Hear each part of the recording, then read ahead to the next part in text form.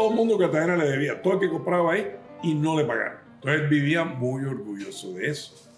Mi abuelo también quedó sin un peso, el esposo de la hija, y tuvieron que volver a vivir a su casa.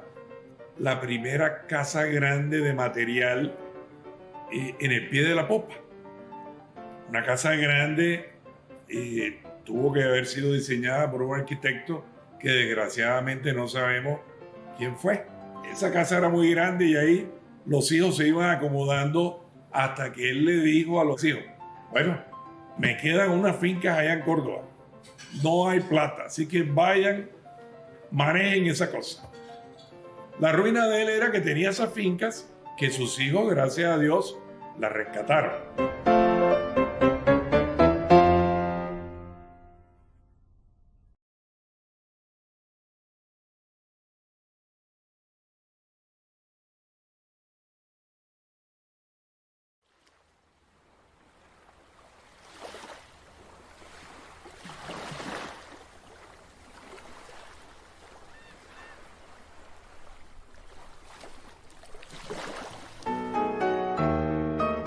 Y había una cofradía de esos hijos de los curas, que los curas los casaban entre sí. Se casaban entre ellos y los curas testaban a sus hijos. Por ejemplo, el cura Verasti testó y le dio la herencia a sus hijos, que eran apellido único. El cura José Joaquín Lacrodache testó para los Jiménez Gómez y para su hija, la que se casó con Antonio María Martínez Fernández.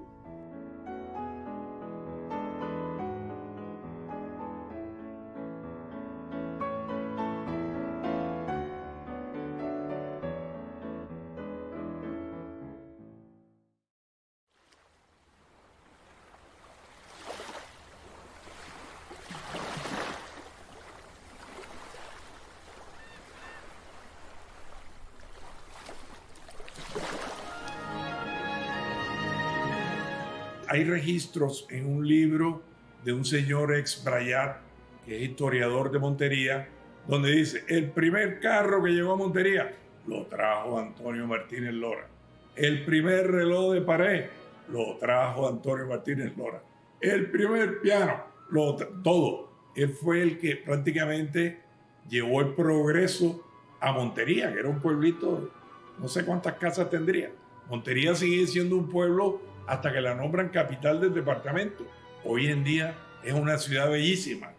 Ojalá todas las ciudades de la costa fueran como Montería y Valledupar, que son unas ciudades bellas, ¿no? Tropicales, muy bonitas.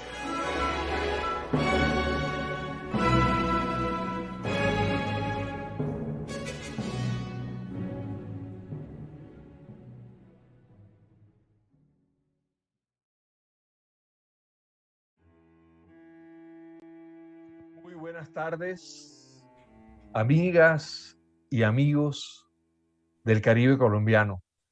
Mi nombre es Ensuncho de la Bárcena y para mí es un grandísimo privilegio estar con ustedes esta tarde como anfitrión de esta tertulia abierta, quinta en el orden de la serie Trópicos Pioneros, una magnífica y nueva serie de televisión que se emite por el canal regional Telecaribe todos los sábados a las 12:30 de la tarde. Trópicos Pioneros es una maravillosa y afortunada serie que nos está haciendo conocer algunos personajes que no hemos tenido en cuenta, que algunos han quedado relegados en el olvido y que son muy importantes para comprender el inicio de la modernidad en Colombia. El objetivo de esta serie es la puesta en valor del liderazgo histórico del Caribe colombiano. Se desarrolla sobre el eje narrativo central de nuestro espíritu emprendedor que propició desde el Caribe el ingreso de nuestro país a la modernidad. Es una historia única, contada desde la perspectiva de 7 personajes. Hoy, el quinto de esos 7 personajes. Comenzamos hace ya algunas semanas con Pedro Castro Monsalvo, importante hombre del Cesar, En segundo lugar, hablamos de don Manuel Román y Picón, gran boticario y humanista de Bolívar. En tercer lugar, hablamos de José Manuel Goenaga, de General Joaquín Riascos García, importante en la historia de Ciénaga y del Magdalena. En cuarto lugar, hablamos de José Manuel Goenaga, un ilustre riachero de origen cartagenero. Y hoy vamos a hablar de don Diego Martínez Camargo, gran personaje de origen cartagenero que se estableció en Lorica, como muchos de los paisanos de su época. Fue pionero de la exploración petrolera en Colombia y fundador de la primera refinería de Sudamérica. Además, exitosísimo empresario del Valle del Sinú. Don Diego Martínez Camargo, una cifra importantísima en la historia no solamente del Sinú, sino del gran Caribe colombiano. Tengo en mis manos el libro Sucedió en la Costa Atlántica, los albores de la industria petrolera en Colombia, escrito por José Fernando Izaza y Luis Eduardo Salcedo. Y voy a permitirme, para introducir, antes de presentar a nuestros invitados a la tertulia, un fragmento de este prólogo escrito por un grandísimo escritor nacido en Lorica, llamado David Sánchez Juliao, a quien tanto extrañamos. Don Diego Martínez Camargo era heredero de empresas establecidas en Lorica desde 1861 y tenía adecuadas 40.000 hectáreas de tierra en el Valle del Sinú, todas con ganado. Cuando recibió en su casa a Jorge Isaacs, sus negocios eran múltiples, pero el novelista despertó la verdadera obsesión del industrial, el petróleo.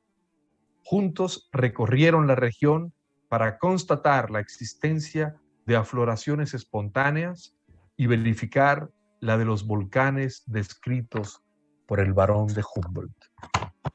Así que para mí, de verdad, hoy, en el día de San Jorge, darles la bienvenida a esta tertulia abierta sobre este importante hombre del Sinú. Primero que todo, saludar a Gonzalo Zúñiga Ángel, historiador, documentalista, artista cartagenero, que ha estado durante años al frente del Museo Naval de Cartagena y es el director general de esta serie de televisión que ha estado dando mucho de qué hablar por las importantes tesis que maneja y por el tratamiento digno, adecuado de estos personajes importantes de la historia del Caribe. Gonzalo Zúñiga, bienvenido, buenas tardes, un placer recibirte de nuevo en Tertulia Abierta. Buenas tardes a todos, buenas tardes Ensuncho. Ya se nos volvió habitual esta tertulia de los viernes antes del día anterior a la emisión de cada capítulo. Nos va a hacer falta cuando se termine el último capítulo realmente. Los Pioneros es una propuesta para valorar el emprendimiento, el liderazgo de la gente del Caribe colombiano y para contribuir a crear el concepto de región. En esta cruzada de mostrarle a los jóvenes del Caribe, hay otras versiones de nuestra cultura que no son solamente la música y los chistes, ¿no? O sea, del pensamiento un poco superficial, ¿no? Sino que realmente somos una cultura trascendental, ¿no? Ahí están nuestros escritores, ¿no? Están todos estos pioneros como Diego Martínez Camargo, que es un hombre que dedicó su vida a lo que él consideraba que podía ser un futuro. No le fue tan bien como él esperaba, ¿no? Pero eso no le quita absolutamente su mérito, porque realmente él abrió el camino. Hoy en día, me enteré hace poco, que el gas que nosotros consumimos en toda la costa del Caribe colombiano lo maneja Promigas, pero proviene de unos pozos que encontró Diego Martínez en su época, solo que en aquellos tiempos no se sabía qué hacer con ese gas con una presión tan fuerte, ¿no? No había infraestructura para utilizarlo, ¿no? Pero él descubrió esos pozos, ¿no? Entonces, es una historia además fascinante en todo sentido. Todas las cosas que le ocurrieron en la vida, desde su infancia, sus viajes, su inteligencia. O sea, es un personaje para mostrarle a la gente del Caribe qué se puede hacer, ¿no?, en la vida, ¿no? Y además su honestidad está bien definida en el documental que veremos mañana en Telecaribe. Es una persona íntegra, totalmente, ¿no? No se puede decir que fracasó, porque los negocios, pues, además hay razones, creemos nosotros que hubo razones externas para que la empresa petrolera no prosperara como debía hacerlo.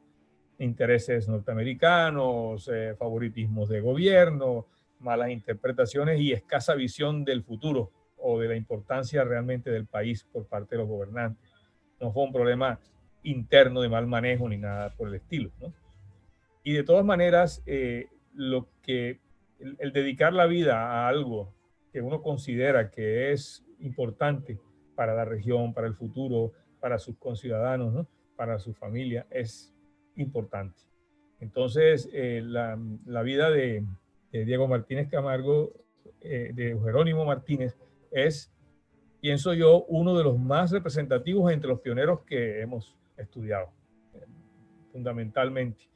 Ahora, el hecho de que sea desconocido no es raro por la forma en que nosotros manejamos nuestra historia, excepto Simón Bolívar y Santander, porque están las estatuas por todas partes, ¿no?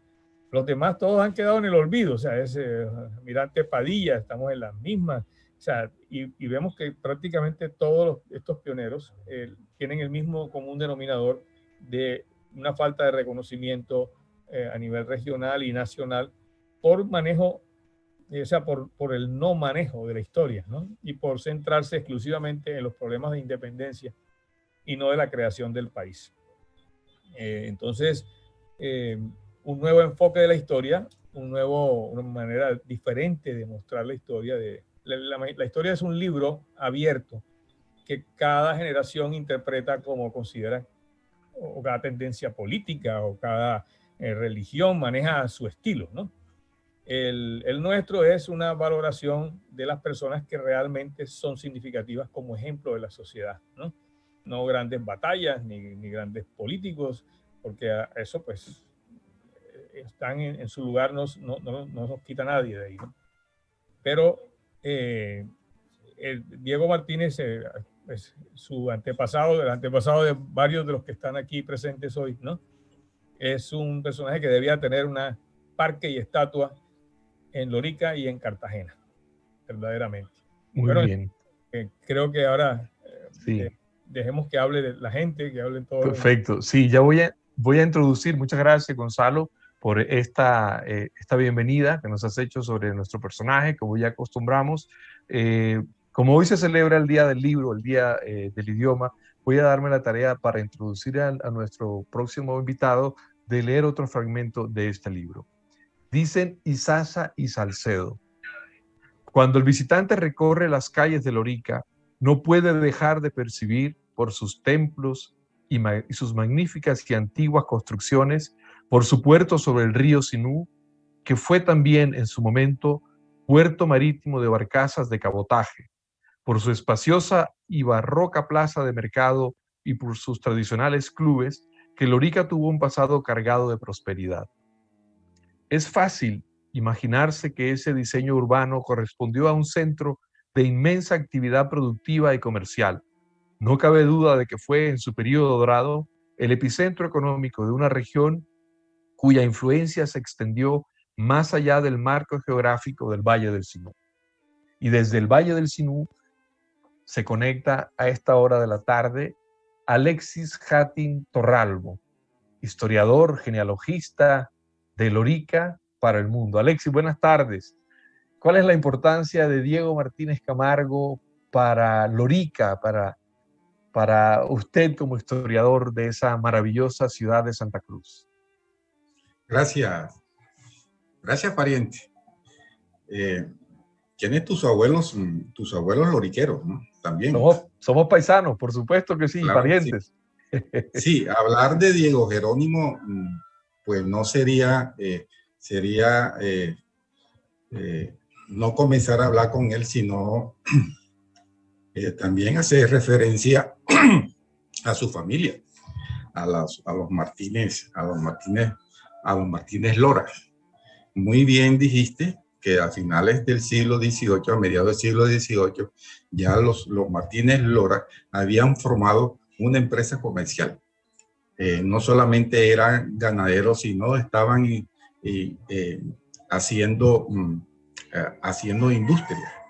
Tenían una fábrica, en ese entonces los Martínez Lora, y exportaban no solamente la mantequilla, sino la materia prima con que se hacían las pinturas y la mandaban a Europa. Fíjese el talante empresarial que tenía esa familia. Comenzaron cuando nació en la costa atlántica y habla de Lorica y todos esos edificios en el centro de Lorica. Ahí estaban los Martínez Lora presentes. Casi todas las mayorías de las construcciones de material fueron iniciadas por ellos. Enfrente de la iglesia, ahí se desconoce, que dicen que es el edificio González, porque después en 1940 llegaron unos españoles y compraron ese edificio y le quitaron el nombre de familia Martínez Lora y le pusieron familia González. Actualmente ese edificio es de la alcaldía, donde funciona la alcaldía de Lorica. Ahí fue en donde comenzó la primera empresa comercial de los Martínez Lora.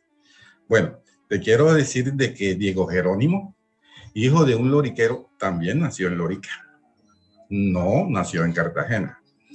Tengo diferencia con Rafa, porque Rafa me dice, Rafa Otero, que no está por aquí, no lo veo, me dice de que nació en Cartagena, pero yo tengo la partida de bautismo que se la mandé la envié, no sé si la tienen o la han publicado, la partida de bautismo de Martínez, de Diego Jerónimo. Es una reliquia que ojalá la compartan para que la conozcan. Fue uno de los emprendedores más grandes que ha tenido la costa atlántica. En Lorica, si ya tú llegaste al Palacio Municipal, hay un mural de Adriano Ríos Sosa, el mismo ese que construyó el mural que queda en la parte de atrás del Banco Agrario, de la Caja Agraria, en la parte interna. Ahí aparecen los primos hermanos, Diego Martínez, Diego Jerónimo y Diego Ángel. Uno llamado para diferenciarlo, uno Diego Vaca y el otro Diego Petróleo. Pero en Lorica eso no se desconocía. En Lorica se le decían por su segundo nombre completo, el nombre completo, Diego Ángel Martínez Recuero y Diego Jerónimo Martínez Camargo, que fueron primos hermanos que comenzaron con todo, ya a principios de 1900 comenzaron con ese emporio. Bueno, vale también de decirte que cuando nacieron los Martínez Camargo y los Martínez Lora, ya sus padres habían recibido de Antonio María Martínez, que llegó a Lorica, un coronel del ejército, y se casó con una niña Lora que era muy rica y multiplicó ese dinero por ciento, ¿sí? Ya cuando llegaron los Martínez Lora, ya tenían un patrimonio familiar hecho. ¿Qué te digo? Diego Martínez tenía un espíritu, nunca desprotegió a la familia loriquera, a sus hermanas. Tuvo 2 hermanas que se casaron con 2 hermanos de León. En el 1919, de esos incendios que habían en Lorica, abrasadores que quemaban todo el pueblo, sus hermanas quedaron sin casa. Y se vino de Cartagena y mandó a buscar un ingeniero panameño para construir y ayudar a sus hermanas que habían quedado desprotegidas. Tenía un corazón grandísimo y muy honrado. También te digo de que antes de ser ese exitoso empresario, peleó en la guerra de los 1000 días. Llegó a obtener con Washington Méndez, su primo hermano, el título de coronel y lo cogieron preso, ¿no? Y se lo llevaron para La Guajira y allá se escaparon. También fue profesor de matemática en Cartagena y fue profesor del mismo colegio que su papá había fundado en Montería, que se llamaba el Colegio San Jerónimo, que después fue rentado por David Martínez, que actualmente la biblioteca departamental lleva su nombre. No te quito más tiempo, yo sé que todos quieren hablar. No, eso es una maravilla, pariente. Vamos a seguir a darle la oportunidad a los demás. Claro, pariente. Gracias. Y paisano, la idea es que sea una tertulia y que también haya debates, ¿verdad? Que se mueva el pensamiento, porque entonces, estos encuentros generan también debate y eso es una maravilla. Esa partida de bautismo que usted encontró, porque usted es muy juicioso con el archivo parroquial de Lorica, ¿qué fecha tiene de nacimiento de Diego Martínez Camargo? ¿La tiene por ahí a la mano? Sí la tengo a la mano. ¿Cuál es la fecha de nacimiento? ¿Qué dice la partida de bautismo? Ahora te digo, déjame buscarla, ahora la pudiera compartir. Diego Martínez, ahí está la diferencia que dicen de que nació en Cartagena, nació en Montería porque su padre, 2 años antes de Diego nacer, él se había mudado para Montería, perdón. Pero aquí tengo el original de la partida de bautismo de Diego Martínez, que dice que en la parroquia de Santa Cruz de Lorica, el 12 de septiembre de 1979, el párroco José María Lugo, cura español, muy famoso, bautizó a Diego Jerónimo el 13 de marzo del año pasado. Quiere decir, hijo de Antonio María Martínez y Francisca Octavia Camargo. O sea que tenemos 12 de octubre de 1879, ¿cierto? Sí, 12 de septiembre de 1879. Perfecto. Entonces dejemos allí porque bautizó, ya llegó. El 12 de septiembre de 1979, el cura José María Lugo bautizó a Diego Jerónimo. El 12 de nació el 13 de marzo. Nació el 13 de marzo de ese mismo año. El año anterior. O del año anterior, de 1878. Algo muy importante para los descendientes de Diego. Hijo de Antonio María Martínez y Francisca Octavia Camargo. Sí. Abuelos. Pariente, escúcheme un segundo. Escúcheme un segundo, que usted está dando la fecha del bautismo, ¿cierto? El bautismo, sí. Pero ahí no dice dónde nació. No, está en blanco. Bueno, entonces ahí tenemos a Rafael Otero, que acaba de llegar, un descendiente de don Diego Martínez Camargo, y le damos la bienvenida a Rafael Otero. Bienvenido, ¿y qué tiene usted que decir al respecto de esta partida de bautismo que da fe de que fue en septiembre de 79 que fue bautizado? Y bueno, ¿dónde nació don Diego finalmente, Rafael? ¿Qué noticia tiene usted del nacimiento de su antepasado? Buenas tardes, ¿están escuchando? Sí, perfecto. Ok, bueno, él siempre dijo que había nacido en Montería y por eso se llamaba Diego Jerónimo, por San Jerónimo de Montería. Si Montería fue un pueblito casi hasta que la nombraron capital del departamento de Córdoba, pues Lorica siempre fue mucho más importante. Era la segunda ciudad en importancia en el gran departamento de Bolívar. Yo conozco la foto de esa copia del bautizo porque Alexis me la hizo llegar y no dice dónde nació, pero él decía que fue en Montería. Entonces, tenemos que respetarle lo que él decía. Perfecto. Nunca dije que fue en Cartagena. Creo que Alexis tuvo ahí un lapsus nervioso de pronto, como estamos todos los que hablamos por aquí. Perfecto, Rafael. ¿Cuál es su conexión con don Diego? ¿Usted es bisnieto de él? Mira, yo soy uno de los un poco más de 60 bisnietos. Mi abuela, Felisa Martínez Martínez, era hija de Diego Martínez Camargo y su prima hermana, que era Martínez Recuero. María Martínez Recuero. Por ahí tengo un tenedor, un Cristóbal antiguo muy bonito que dice MMDM, que era de la bisabuela, que por cierto murió en Nueva York en 1911, que la operaron de una hernia y estaba embarazada, y la factura del doctor cobró $500. 1911, eso era una fortuna. Y Diego Martínez viajaba ya cuando casado, que comenzó a manejar todos esos negocios con los cuñados, con su tema del petróleo.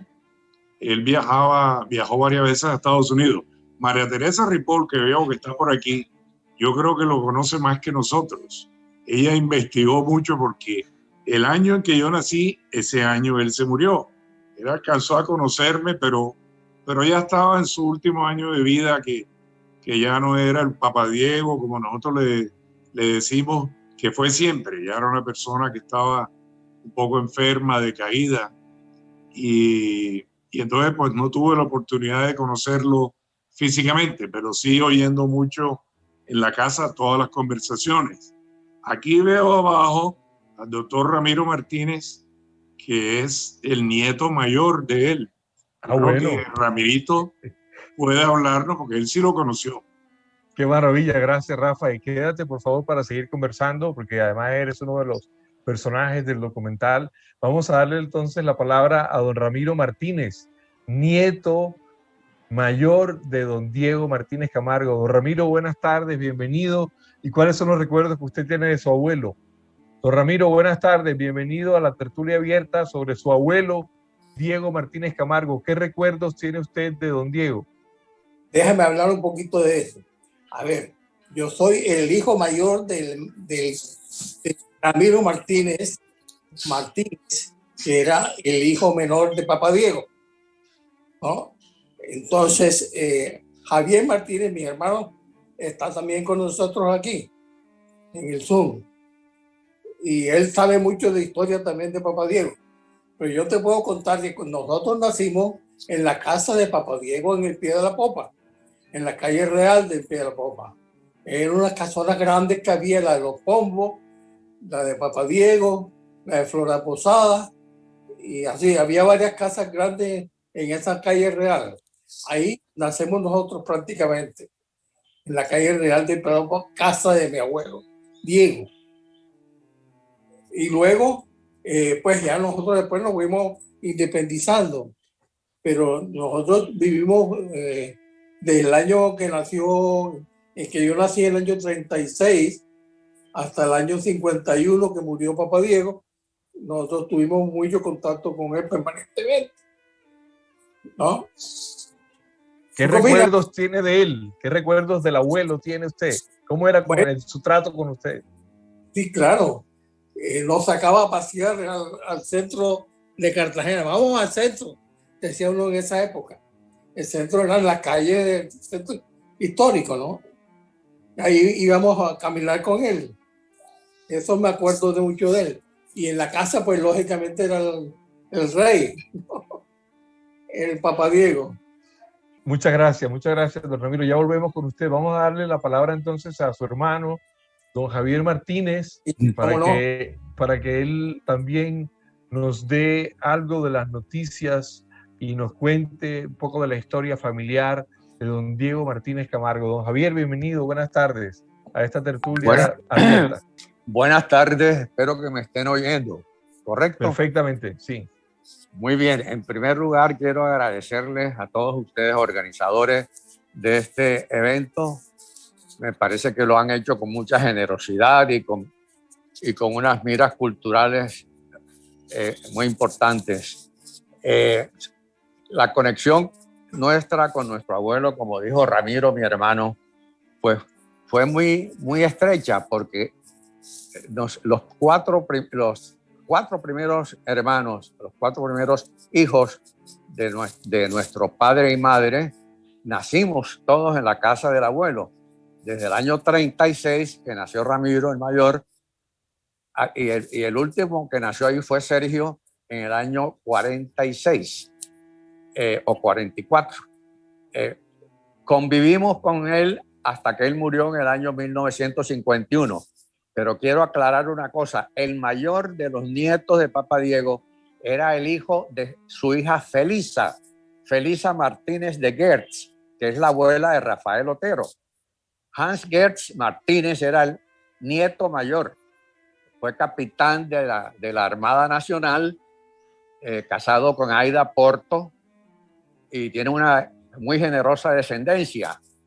Fue ingeniero electricista, muy, muy importante en la ciudad, y fue alcalde mayor de Cartagena con muchos méritos.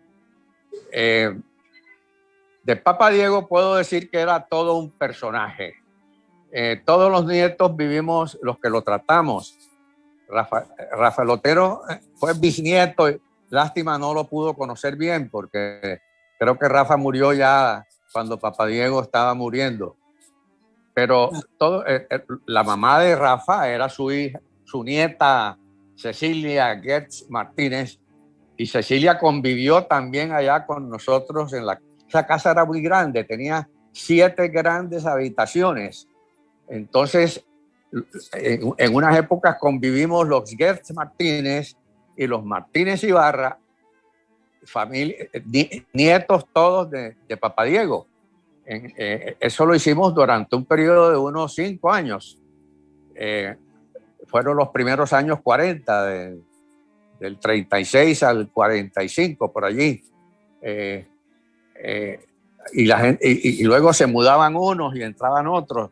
Papa Diego siempre tenía mucha gente en su casa y era una persona muy especial. Él incluso edificó 2 casas pequeñas en el patio de la casa solariega. La extensión del lote eran 4.500 metros cuadrados. Iba de la calle Real pues hasta lo que hoy es la avenida Pedro Heredia. En esos 4.500 metros, eso estaba lleno de árboles frutales sembrados por él. Siempre tenía un jardinero atendiendo los frutales. Me imagino que ustedes querrán saber, además de sus cosas personales, querrán saber mucho del asunto del petróleo.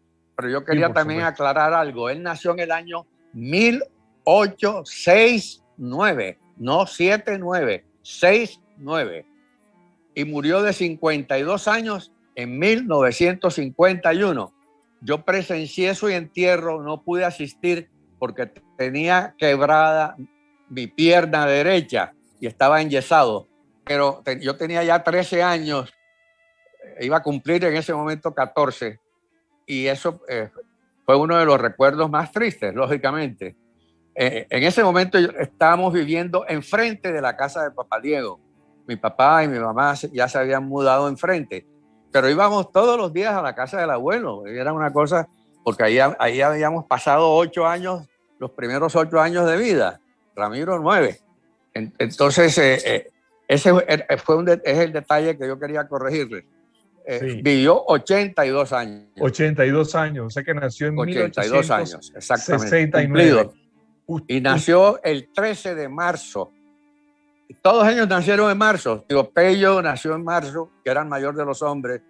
Papa Diego nació el 13 de marzo, mi papá el 16 de marzo, y Pedro e Ignacio, los 2 mayores que mi papá, nacieron también en marzo. Todos los hombres ahí, Martínez. Y Toño Martínez Camargo. Ya te damos la palabra, Andrés. Ya te damos la Ya, palabra. ¿quién- Ya vi que ¿De quién que has hablan? levantado la mano.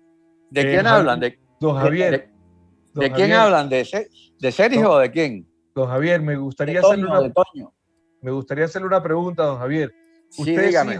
es hijo de, o sea, ¿quiénes son sus papás? ¿Su papá cómo se llamaba? Ramiro Martínez Martínez. ¿Y su mamá? Hijo del matrimonio, del primer matrimonio de Diego Martínez Camargo. Okay. Diego Martínez Camargo se casó con su prima hermana María Martínez Recuero. Okay. Y lógicamente desde muy niño o desde joven, pues entró a la compañía Diego Martínez Lora, que luego fue Diego Martínez y compañía. Y cuando él se graduó de Derecho, él reorganizó la compañía y la llamó simplemente Diego Martínez y compañía. Pero quien la fundó fue su tío y suegro, Diego Martínez Lora. Perfecto. Su padre, Antonio María Martínez Lora, era socio del cosocio fundador de la primera compañía, socio con su hermano. Eran dos hermanos Martínez Lora, Antonio y Diego. Perfecto. Ya volvemos con usted, don Javier. Muchas gracias por estar aquí esta tarde. Como los amigos están siguiendo esta transmisión en vivo por Facebook de Astrolab TV, a través de la página de Astrolab, la productora de la serie documental. Muchas gracias, don Javier. Ya volvemos con usted. No se vaya, por favor. Vamos a darle la palabra a otras personas y a otros miembros de la familia. Sabemos que está ahí nuestra querida historiadora María Teresa Ripoll. Nos gustaría saber si todavía se encuentra por allí, si está disponible. Antes estaba levantando la mano Andrés Ramos. Andrés, por favor, ahora ya tienes la palabra. ¿Qué era lo que querías decir al respecto de don Diego Martínez Camargo? Suponemos que eres un descendiente de él también. No, yo soy de Encinú, de donde nacieron todos esos Martínez. La pregunta era para el señor que me antecedió en la palabra. Diego Martínez Lora y Antonio María Martínez Lora ¿fueron los que fundaron la casa o nada más Antonio? Esa es una pregunta. Y la segunda es en que usted estaba refiriéndose a las fechas de nacimiento de los hermanos de Diego Martínez Camargo. Había uno que se llamaba Antonio María, que le decían Toño. Ese señor, Antonio María Martínez Camargo, ¿era el mayor o uno de los primeros? Es por un tema aquí de unas anotaciones que tengo acá. Yo le contesto. Gracias, Andrés. Okay. Yo le puedo contestar. ¿Aló? Sí, Javier. Don Javier, conteste, por favor. Antonio María Martínez Lora era el mayor de los Martínez Camargo, hijo de Antonio María Martínez Lora. Este se llamaba Antonio María Martínez Camargo como su padre, y fue el hermano mayor de nuestro abuelo, de Diego Martínez Camargo. Entonces, y sí los dos hermanos Martínez Lora fueron ambos los creadores y fundadores de la primera casa martinera. Se llamaba Diego Martínez Lora o Diego Martínez y compañía. Creo que era Martínez Lora y compañía. Pero esa la reformaron cuando mi abuelo ya entró como socio, y creo que su tío Diego había muerto, que era también su suegro, su tío y su suegro.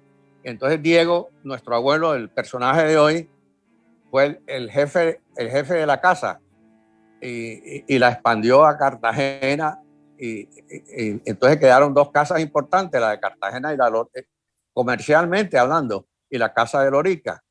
La casa de Lorica manejaba mucho el aspecto de la ganadería, y la casa de Cartagena manejaba los aspectos industriales, navieros, comerciales y petroleros. Qué bien, muchas gracias, don Javier, por su respuesta. Estamos en tertulia abierta acerca del personaje que vamos a ver mañana en Telecaribe a las 12:30 de la serie Trópicos Pioneros. De las tertulias que hemos tenido hasta ahora, hasta la quinta, esta es la que más concurrida ha sido, sobre todo por la conexión que tenemos con los descendientes del personaje. Qué maravilla, porque en ninguna tertulia anterior habíamos tenido personajes con su descendencia. Entonces esta es muy nutrida y por eso nos hemos ocupado del carácter familiar, porque tenemos aquí a 2 nietos, tenemos a un bisnieto, además de tener a nuestros acostumbrados historiadores y por supuesto, sí, Alexis. Aquí también en el panel también veo a unas sobrinas nietas. Veo a Betty de León Martínez y también a Rosario de León Martínez. Bueno, que por favor. Eran sobrinas nietas de Diego Jerónimo. Si quieren intervenir, por favor, también a las parientes de León Martínez, las de la famosa farmacia de León. Sí, señor, ellos son los mismos. Que son mis parientes también. Cuánto gusto de verte, Betty de León Martínez. Tuve el honor de estar en la farmacia de León en compañía de mi pariente David Sánchez Juliao. Grata recordación de ese encuentro, de esa visita a la farmacia de León. Quisiera saber, bueno, Betty, ¿qué nos puedes aportar desde Lorica? ¿Estás en Lorica? ¿Estás en Cartagena? ¿Dónde? ¿Cuál es la presencia, la conexión que tuviste con tu tío bisabuelo? Muchas gracias, me voy a cambiar de puesto porque ahí hay un contraluz horrible, pero bueno, ya me ubiqué mejor. Sí, ¿te acuerdas de esa visita que hicimos con David a la farmacia de León? Bueno, yo seguramente no estaba allí porque yo vivo en Barranquilla. Yo vivo en Barranquilla hace 33, 34 años, pero bueno, sí, supe que David estuvo por allá, además porque la cercanía con David es muy grande, es casi que familia, porque David es primo de unos primos míos, entonces esa cercanía es muy grande. Claro. Bueno, yo vivo, Alexia comentaba que en esos incendios terribles que hubo en Lorica y que Diego Martínez trajo un arquitecto de Panamá para que hiciera en un tiempo récord una casa de madera donde justamente está la farmacia. Bueno, esa es mi casa, esa es la casa paterna. Mi papá es hijo de María Martínez Camargo, es decir, hermana de Diego, o sea que yo soy sobrina nieta. Ah, sobrina nieta.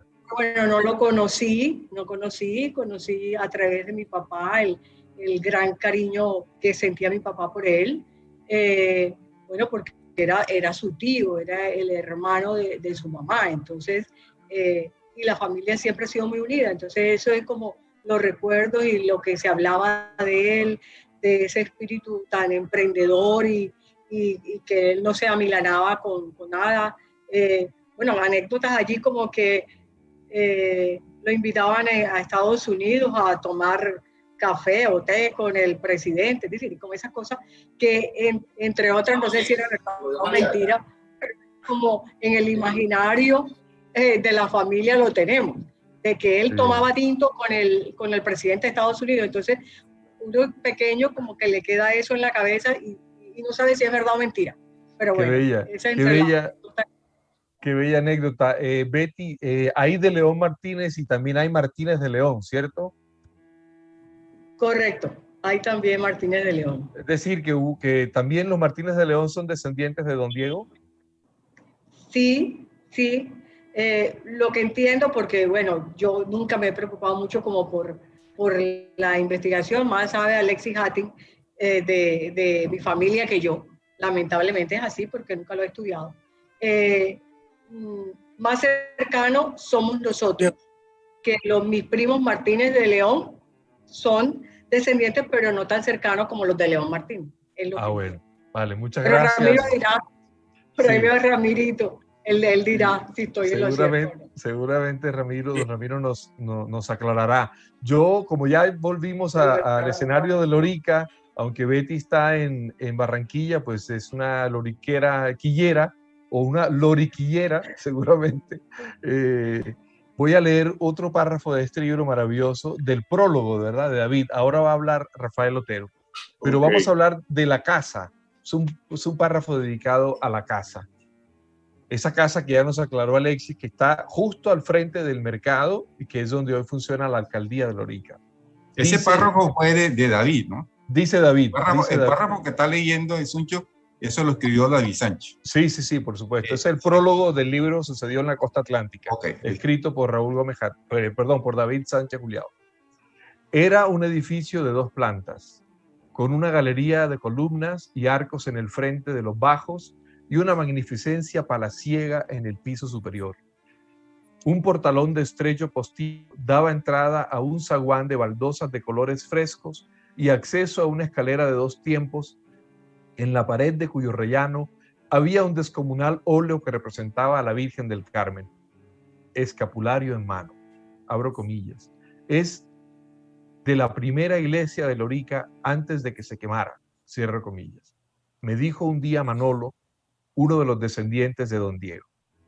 Pudo haber sido cierto, pues la original iglesia de Lorica, seguramente la que ordenó levantar don Antonio de la Torre, tenía también un San Antonio tallado en madera que al incendiarse el templo fue trasladado de urgencia a la casa de mi tatarabuela, doña Juana Berrocal de Martelo. Ese San Antonio casó, según mi madre, a las 5 hermanas Juliao, ella y mis tías, y a mis 3 hermanas. Es un prólogo, tengo que decirlo, muy cariñoso, muy afectivo, en el que David nos da cuenta de la cercanía que tenía con los descendientes de Diego Martínez Camargo, que él iba a esa casa, que entraba a esa casa, que era una casa casi como suya, y aparte hace unas confesiones familiares magníficas, que son muy conmovedoras en el caso particular mío, porque habla ahí pues de la conexión de la descendencia de los Calao Marín y de cómo su tía bisabuela Sofía Calao Marín fue quien lo hizo a él escritor. Sentado en el patio de la casa de la abuelita Sofía, ella le contaba las historias y alcanzó a contarle la historia de la fundación de Lorica, que había ido por la tradición oral de generación en generación, hasta que la tía Sofía, la tía bisabuela de David, la tatarabuela Sofía, le había contado la historia de la fundación de Lorica al propio David siendo un niño. Y esas conversaciones con su tía bisabuela, fueron las que lo convirtieron en escritor. Pues allí da cuenta de los hallazgos que se habían hecho en pleno periodo español, de los primeros yacimientos de petróleo que después fue a capitalizar don Diego Martínez Camargo. Ahora damos la palabra. Parece que María Teresa Ripoll ha salido de la tertulia, de la conversación. Queremos entonces darle la palabra a Rafael Otero para que nos cuente sobre, qué tema es del que quiere hablar Rafa, si quiere complementar lo dicho o simplemente aportar ya en el carácter de la creación de la empresa y de la refinería de don Diego. Quiero comentar algo. Lo de la invitación a tomar té o a comer con el presidente realmente fue una sola vez. En el año 18, el presidente Wilson sí efectivamente lo invitó a comer a la Casa Blanca y yo tengo la tarjeta de invitación. O sea que nadie puede decir que está únicamente en el imaginario, es cierto. Él tenía muchos vínculos en Nueva York, era con banqueros y con inversionistas de petróleo. Otra cosa, María Teresa Ripoll encontró en esa investigación que hizo sobre él, en un periódico, una cartica que Diego había escrito, papá Diego, donde decía que cuando terminó su colegio y la universidad, se fue a Estados Unidos, a Boston, a curarse, de que estaba enfermo, se fue a un hospital. ¿De qué estaba enfermo? Nunca nos enteramos. Pero ahí fue donde él conoció, creo que fue en 1892, conoció los Estados Unidos y como ya estaba con el cuento del petróleo, parece que anduvo y creo que llegó hasta Texas, eso en tren y a caballo, conociendo todo lo que pudo acerca del petróleo. Yo encontré en un censo de 1875. Sobre Papa Diego. ¿Quién es? Rafa Lotero. Encontré un censo de 1875. Yo no sé si te puedo mandar para que tú entres. Que que Antonio María Martínez Lora se había venido a vivir a Cartagena porque el doctor Irizarry y Joaquín F. Vélez habían fundado el Colegio de la Esperanza. Y Antonio María Martínez creía mucho en la educación y quería que sus hijos estuvieran bien educados. Entonces aparece aquí viviendo en el centro de Cartagena. Dice que tenía 38 años, que era comerciante. Su esposa Francisca O. Camargo, de 37. Su hijo Antonio María Martínez, de 15. Manuel, de 13. Vivía con ellos Purificación Reinero, de 11 años. Alberto Martínez, de 11. José Miguel Martínez, de 8. Diego Martínez Camargo, de 5 años. Francisca Martínez, de 3. Y María del C, o de la C Martínez, de 1, que debe ser la mamá de uno de los de León Martínez. Yo creo que abuela de la que estaba hablando. Con ellos vivía también Federico Sánchez, de 15 años, estudiante, y Josefa Calao. Ahora que mencionas Calao con el escritor, entonces yo me imagino que son muchachos de allá de Lorica que aprovecharon que esta familia se vino y los enviaron también a que conocieran Cartagena o a que estudiaran. Pues ahí estaban viviendo con ellos. Ellos tenían su vínculo con Joaquín F. Vélez porque una hermana de Antonio Martínez Fernández, el papá de los Martínez Lora, tenía varios hijos que eran Vélez Martínez, que eran medio hermanos de Joaquín F. Vélez. Entonces, Joaquín F. Vélez y el señor Irizarry, pues ya dije que habían fundado el colegio y ellos tenían ese vínculo familiar y político, estos acá haciendo dinero y acá el otro que era también militar y político, Joaquín F. Vélez. Y después tenían otro pariente que tuvo también su importancia política, que era de apellido Noguera, ¿no? Yo creo que Andrés, ¿cómo se llamaba uno de los que fue secretario de Núñez, que fue presidente? Benjamín Noguera. Benjamín Noguera.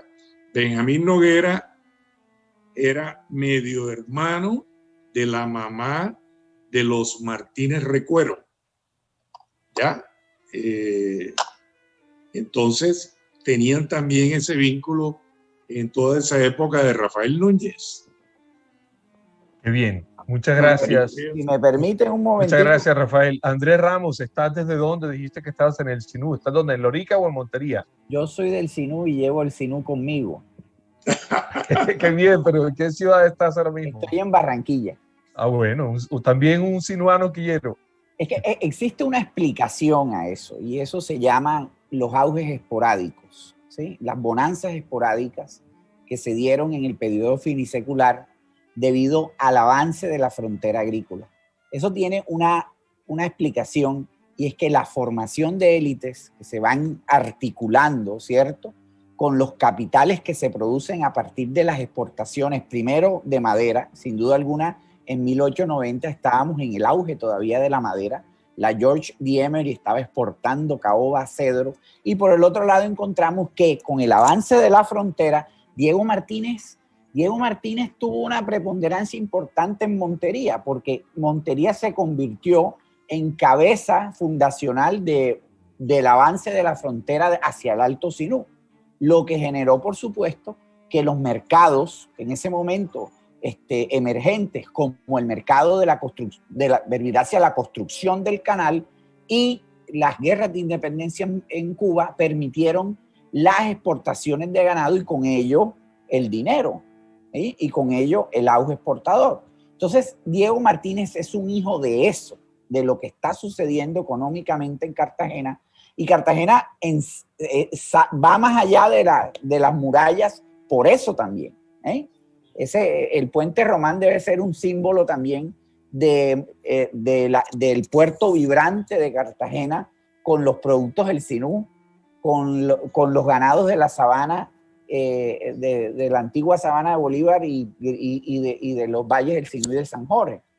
Y en ese mundillo de Lorica, como puerto fluvial, es que se logra y se articula, digamos, que la economía mundial con el surgimiento mismo del capitalismo, con estos señores que van a ser punta de lanza de ese ensanche de la frontera agrícola. Así es que lo entiendo yo realmente.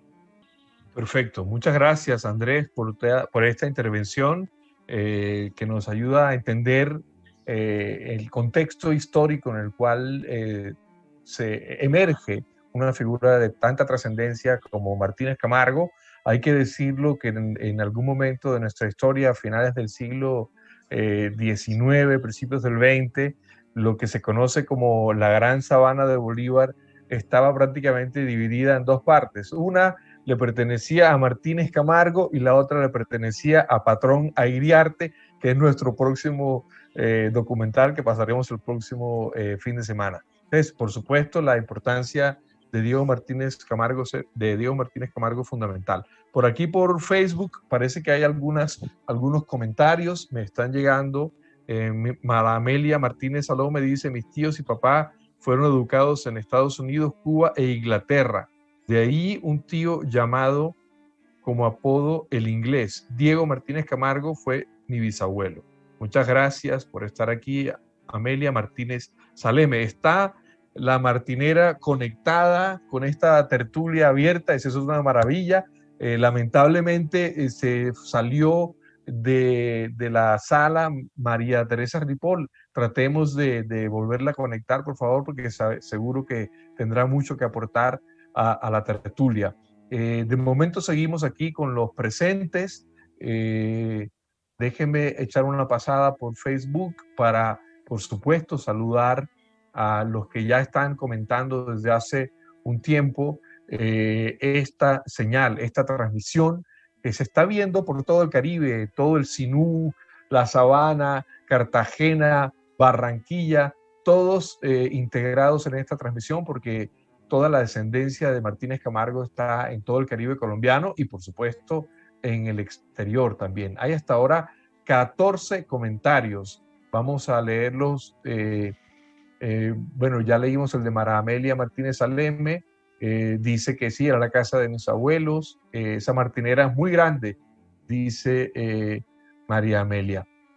Muchísimas gracias por estar aquí conectada. Les recordamos que el capítulo se va a emitir mañana a las 12:30 por Telecaribe y que lo pueden ver desde cualquier lugar del mundo a través de la señal telecaribe.co en la sección Play, y luego se le da señal en vivo y desde allí pueden ver todas estas transmisiones de cualquier lugar del mundo del documental sobre Diego Martínez Camargo de la serie Trópicos Pioneros. Yo quisiera también darle la palabra ahora a Haroldo Rodríguez Osorio, que es el realizador de esta serie documental, para que nos diga, Haroldo, cómo fue el acercamiento, cómo fue este tratamiento audiovisual del capítulo maravilloso que veremos mañana sobre don Diego Martínez Camargo en Telecaribe. Haroldo, buenas tardes, bienvenido. ¿Y cómo es la luz del Sinú, cómo es la luz del Lorica desde el punto de vista cinematográfico? Este documental es la primera corteza de la memoria de este gran líder, este gran pionero del siglo XX, olvidado. Son historias ocultas, como decía mi amiga Ana Cristina Guzmán, que la productora Astrolab, en apoyo con la Corporación Cinemateca, a través de nuestros archivos fílmicos, levantamos para comenzar a prepararnos, y esta tertulia es parte de este proceso porque aquí siguen muchos insumos para estructurar un mejor eje narrativo y más amplio. Es una producción de 23 minutos, 7 documentales, 7 departamentos, todos confluyen en una historia lindísima que termina en cierta manera en desilusión. Más allá del olvido, hay una desilusión, ¿verdad?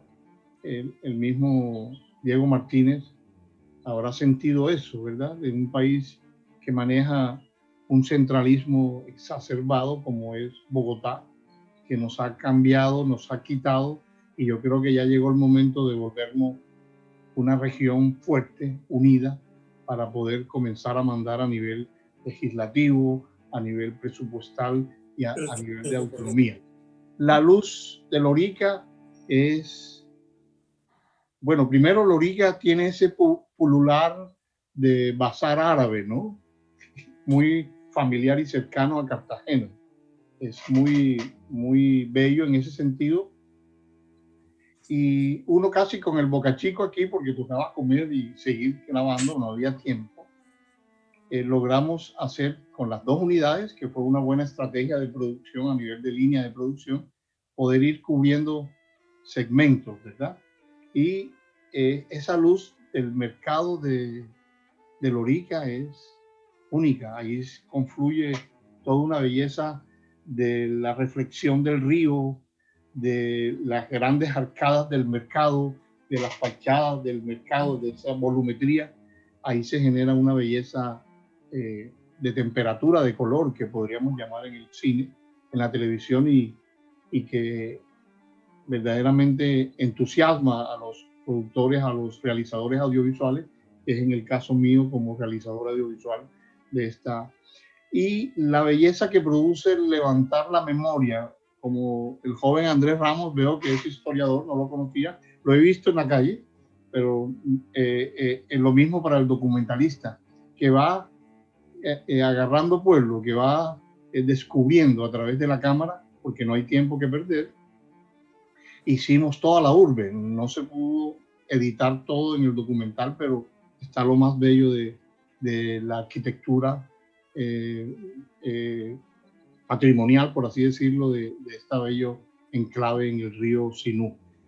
Y uno va despertando estas cosas y va sintiendo una belleza, porque, por ejemplo, cuando hablábamos del periodo de Cartagena de Diego Martínez, hay un archivo fílmico del año 1928, que les mostraremos en el documental mañana, donde está el almacén de Diego Martínez, hermanos.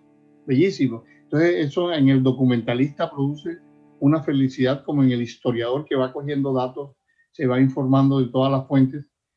Y me siento orgulloso de haber participado, de haber renovado, de haber sacado un poco a la luz con Gonzalo Zúñiga como director general del proyecto, esta historia de este personaje olvidado, de este gran héroe que murió desafortunadamente a temprana edad. Y en Suncho, tengo que decirte que me encantó Lorica. Ya era la segunda vez que iba, pero esta vez con más tiempo.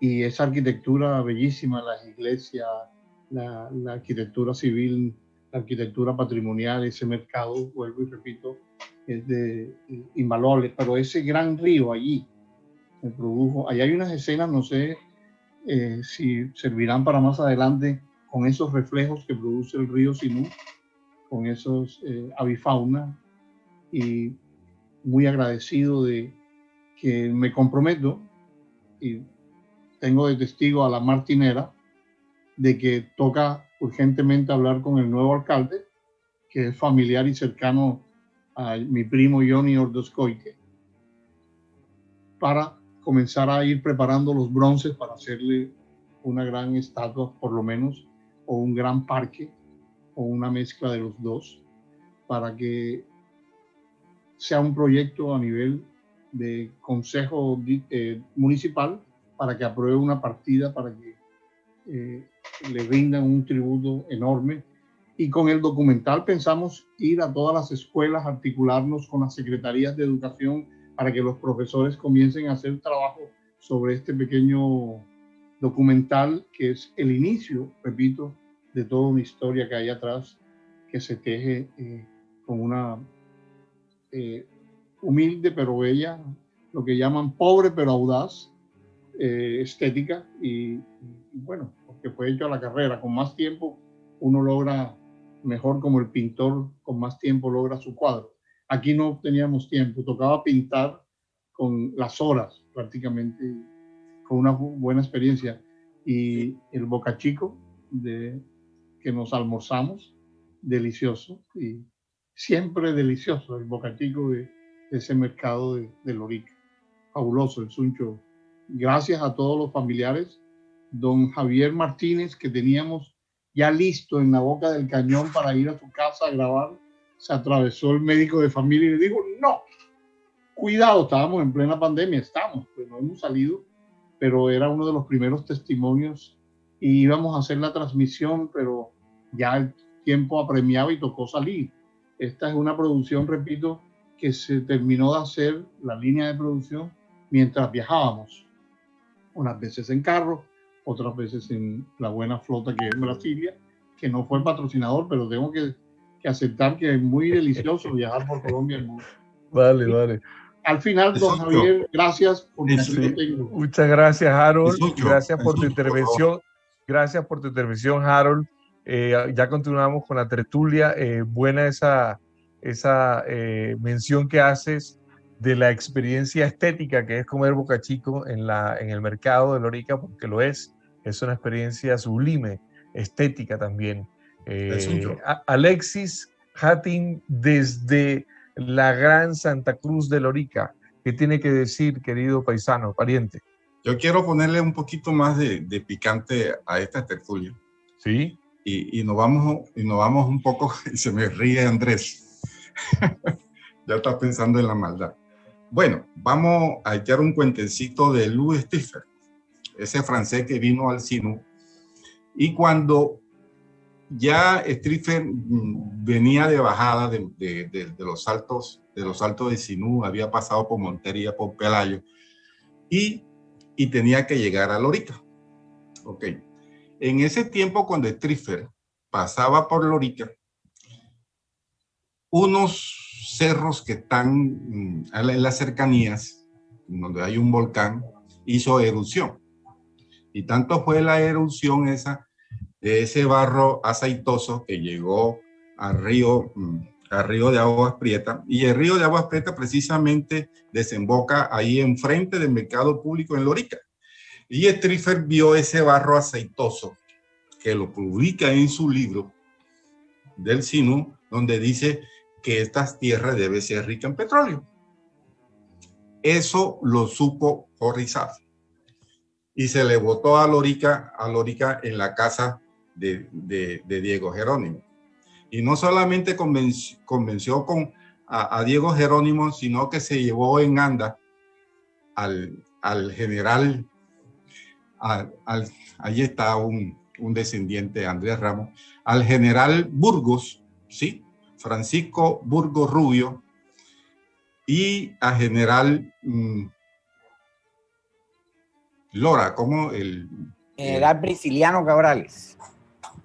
Prisciliano Cabrales. Estos tres señores que fueron los pioneros del petróleo junto con Diego Jerónimo del petróleo en Colombia. Esa es la pregunta que quiero decir.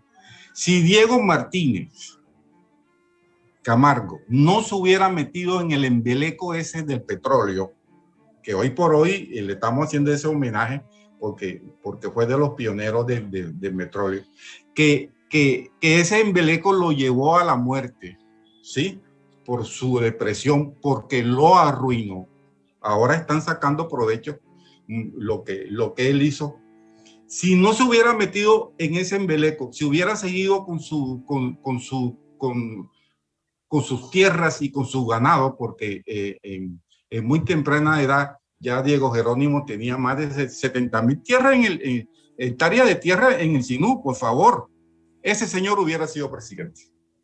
Ese señor hubiera sido presidente si no se hubiera metido en el embeleco del petróleo. Yo quiero dejar abierto esa polémica. Ya Rafa Otero me está viendo raro. Lo dice muy bien, Alexis. Pero si no hubiera estado en ese embeleco, sí, Diego hubiera sido presidente de la República. Muy buen planteamiento, Alexis, el que haces ahora mismo en la tertulia. Isaza y Salcedo dicen que se fue Alexis. No, no, no, ¿Se fue? aquí estoy. Ah, ok, No, no, simplemente aquí estoy, apagó la aquí estoy. cámara, perfecto. Sí, Y Sasa y aquí estoy. Salcedo dicen, don Diego caracteriza al industrial dispuesto a asumir los riesgos empresariales a una costa de poner en peligro su riqueza personal, tal como lo dice Hattin, ¿verdad? A moverse incansablemente entre las dificultades que crea la maraña administrativa y gubernamental a fin de vencer los obstáculos que impiden la creación de empresas y a la vez incursionar con éxito en el mundo sofisticado y complejo de los negocios internacionales. Y Yo no más estoy- adelante en este prólogo, ya no dice Isaza y Salcedo, sino que dice Sánchez Juliado lo siguiente, que tiene que ver lo que acaba de decir Alexis. Es justo reconocer el decisivo papel que, al igual que los pioneros de Lorica, jugaron el general Prisciliano Cabrales Lora, el general Francisco Burgos, don Roberto de Mares y los hermanos Palacio en los albores de la industria petrolera en Colombia. Es fácilmente entendible el hecho de que este presentador o prologuista, dice Sánchez Juliado, se haya regodeado en todo lo que el bajo sinuco de Lorica a la cabeza representó en estos términos. Esa parte del país ha sido espacio de la mayoría de sus obras y podría ser, para quien firma, lo que alguien llamó su feudo narrativo. Ello no quiere decir, sin embargo, que no se deba exaltar la visión, el talante y el empeño de Cabrales, Burgos, Los Palacios y de Mares, y por ende colocar a Montería, Ciénaga de Oro, Cartagena y Barranquilla en el lugar que ameritan en cuanto a ciudades a las que Colombia debe tanto como y más que a Lorica y el Sinú en lo que es materia del libro de Isaza y Salcedo. Entonces se plantea aquí también eso de la posibilidad que tuvo y de hecho lo llevó a la ruina y la importancia que tienen los otros personajes que mencionaba Hattin Torralbo ahora. Yo no sé si va a hablar Rafael Otero o va a hablar Andrés Ramos, porque el picante que le puso Alexis a la conversa lo hace muy interesante. Cabrales Lora y Burgos Rubio eran primos de Diego Jerónimo. Pero claro, si es que, a ver, yo no estoy de acuerdo con la tesis que se maneja alrededor de la equivocación del petróleo. Estos eran unas personas que tenían excedente de capital en demasía. El negocio del ganado les había dado renta, habían invertido, por eso abren una casa comercial. María Teresa Ripoll lo dice en su paper de Banco de la República, de la Actividad Económica y Empresarial de Martínez Camargo. Hay un excedente de capital que empieza a ver en qué se invierte. Ese excedente de capital indiscutiblemente para ese momento tenía que invertirse en una proyección industrial. Verbigracia Vélez Daníez, Verbigracia, el ejemplo de la Packing House, el ejemplo de Sincerín, el ejemplo de Brastegui, era un excedente de capital. Eso era lo lógico. Y don Diego lo lideró bien, y no lo lideró solo, lo lideró con socios de su misma familia, los Martínez Camargo y los Martínez Recuero. Él no fue a la gesta del petróleo sola. Y se crea la compañía, una compañía que tiene una derivación que es la exploración de petróleo, y la otra es la Cartagena Oil Refining Company, que dio provecho un tiempo. Refinaba querosene, los del Castillo le mandaban la materia prima de los Estados Unidos. Rafael del Castillo y compañía, que tenía una oficina en Nueva York. Había una conexión permanente ahí. Entonces, no es un fracaso. Yo creo que no. Es una epopeya del Caribe, de mostrar como una experiencia empresarial que para bien o para mal se dio y que por factores distintos, disímiles, en el caso de Burgos con Verástegui, y en el caso de la Packing House por otras razones, o en el caso mismo de Diego Martínez con el petróleo, fueron situaciones adversas, pero en los negocios hay situaciones adversas. Como las hay buenas, las hay malas. Le fue bien en unas cosas, le fue mal en otras. Así lo veo yo, pues sinceramente es una percepción que tengo de eso. Y no quiero recordarle, y aquí voy con Alexis, a que ese dinero o ese excedente de capital fue generado por una unión estratégica de los Martínez con toda la familia Lora, que eran particularmente los dueños del Sinú. Los Lora eran los dueños del Sinú. Los Martínez, el capitán, el caimán divino del Sinú, el capitán Diego Martínez Fernández, se casa con cuántas Loras, Alexis, y con la se casa con una, ¿no? Sí, y después que enviuda se casa con una prima hermana, Olascoaga Lora. Una Olascoaga Lora. Ese señor se casa con las dos mujeres más ricas que estaban en el Sinú. Yo lo que quiero seguir con mi carreta y mi idea es que, bueno, sí fue una epopeya, y gracias a esa epopeya es que estamos hablando de Diego Jerónimo.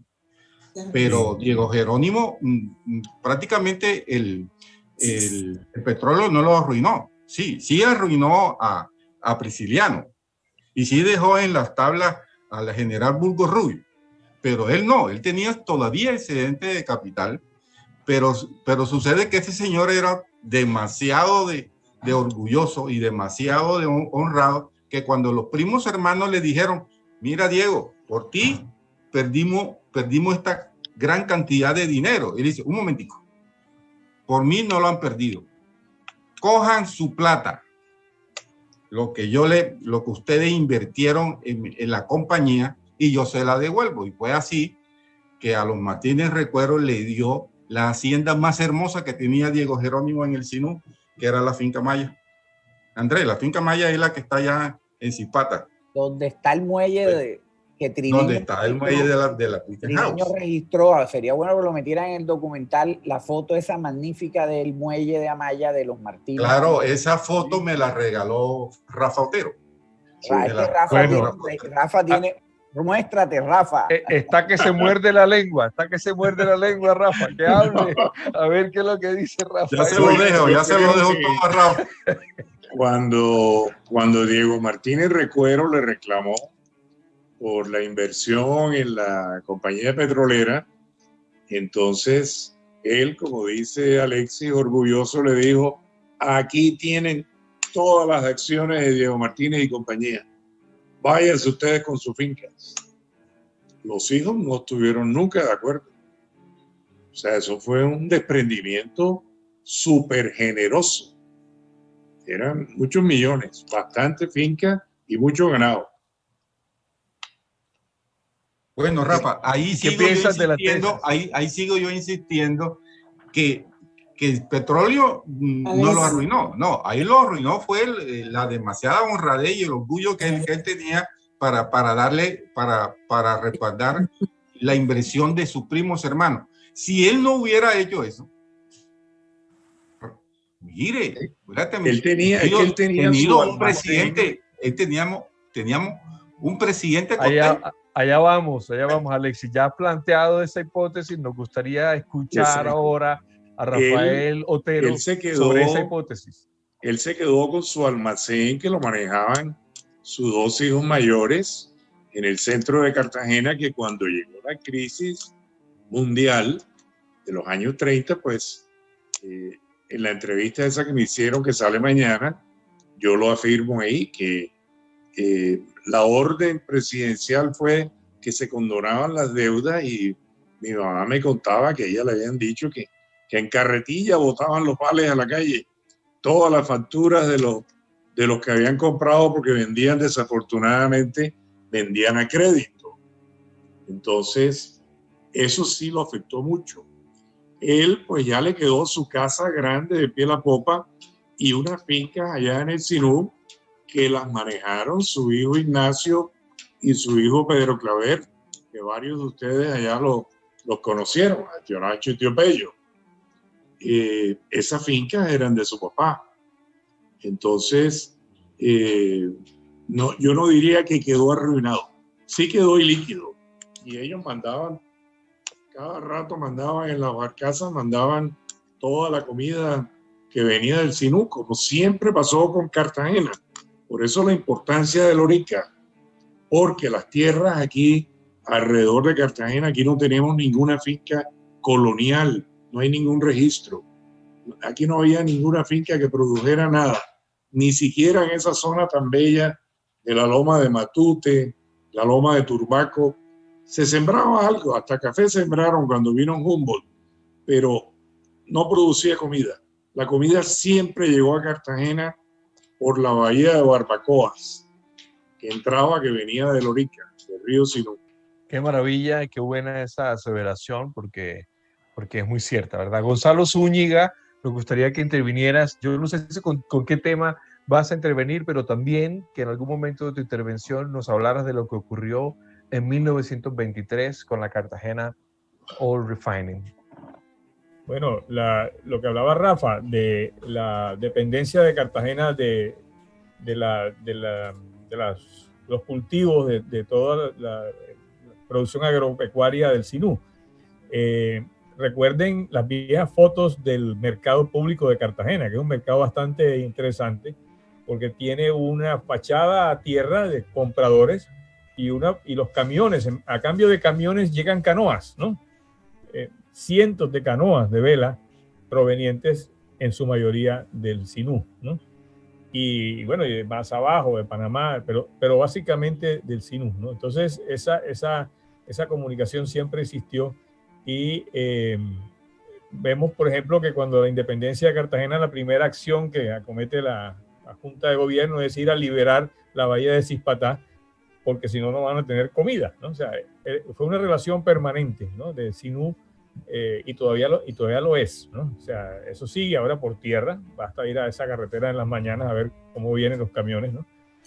Cargados de alimentos.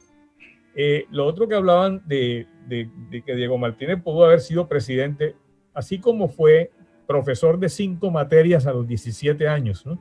Cualquier actividad que él hubiera emprendido habría sido exitosísima, porque era una persona sumamente inteligente, ¿no? Sumamente inteligente, ¿no? Ninguno de nosotros soñaría que a los 17 años lo van a nombrar profesor de 5 materias del Colegio de la Esperanza.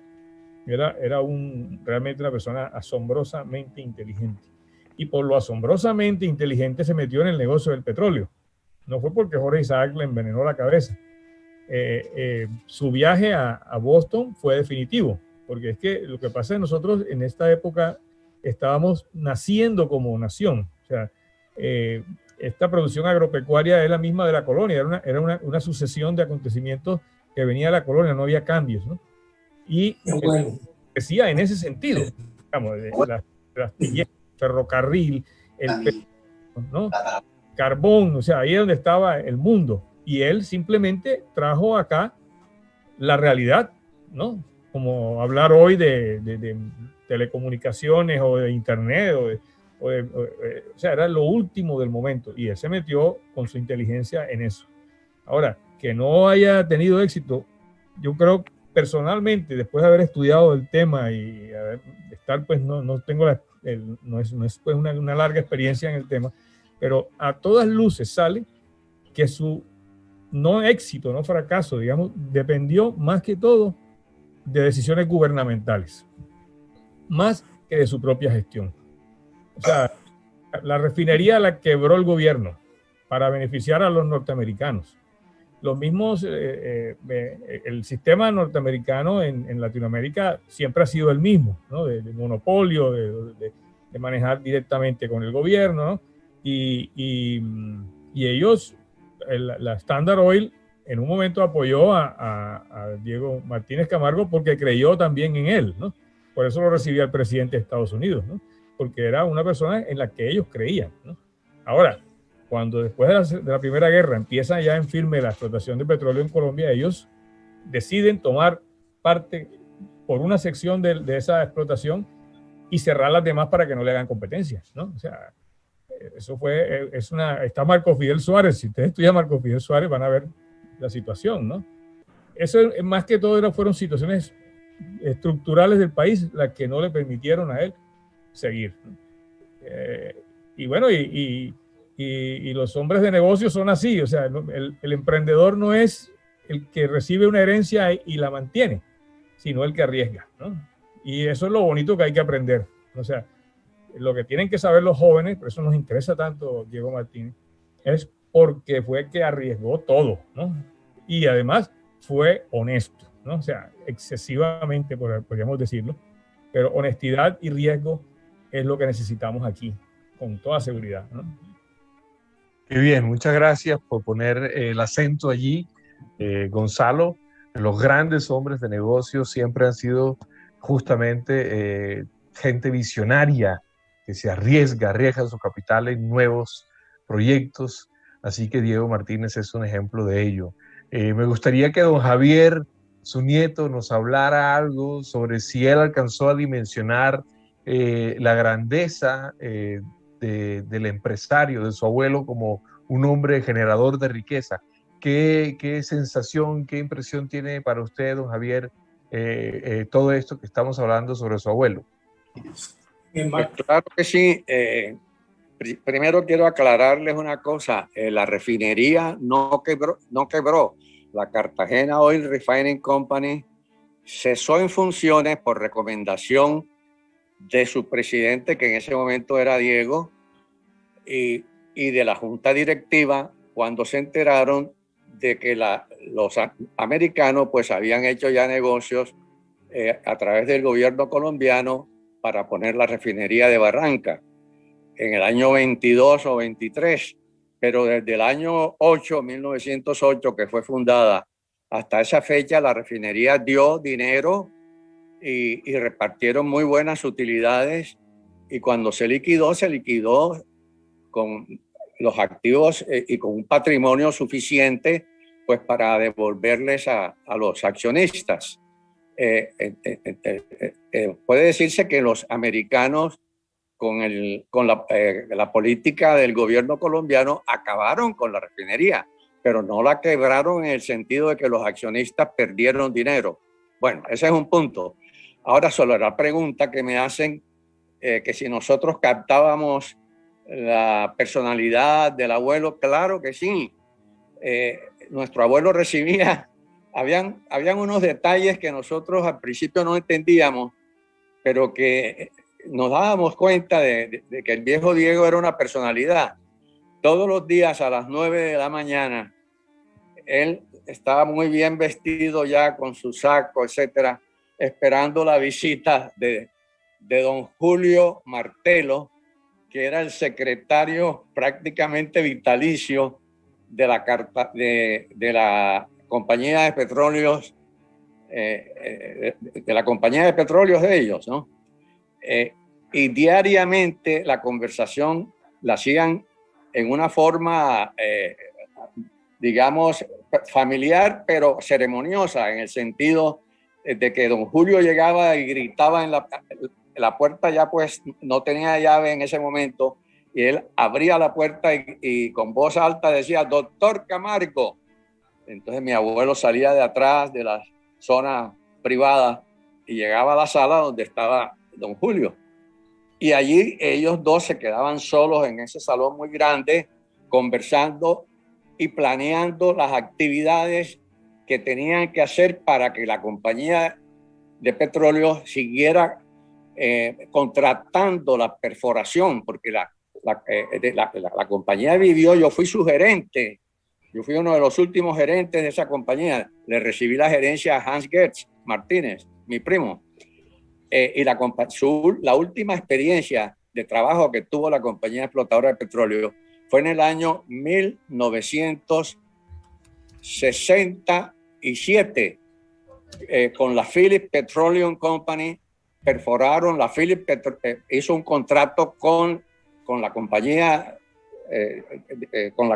explotadora de petróleo, digámosle la Cartagena, para no decir la nuestra.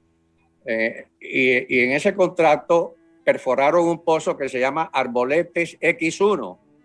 Yo lo vi, su registro en Houston, donde están registrados todos los pozos y los datos. Y hice yo muchos contactos con la Phillips al momento en que ya desafortunadamente, yo era en ese momento gerente de la compañía explotadora de petróleo, estamos hablando ya del año 70, y fui a Bogotá en otras funciones y aproveché, me fui para las oficinas de la Phillips y me dijo el americano jefe de eso, me dijo, hombre, qué lástima que no vino antes, porque hemos mandado toda la documentación ya para nuestra casa matriz. Sin embargo, me alcanzó a dar planos y los datos con los cuales yo calculé las coordenadas en base a las coordenadas colombianas, la situación de las minas, se le llamaba así, de las minas de petróleo, cuya explotación se había firmado con la Phillips Petroleum 3 años antes, en el año 67. Es decir, la compañía explotadora de petróleo todavía jurídicamente no ha muerto, aunque está letargada porque no hay dineros. La legislación colombiana en este momento tiene a esas entidades privadas como en un limbo y se necesitaría un milagro para reactivar eso. Bueno, ahora, ¿por qué no sacaron petróleo?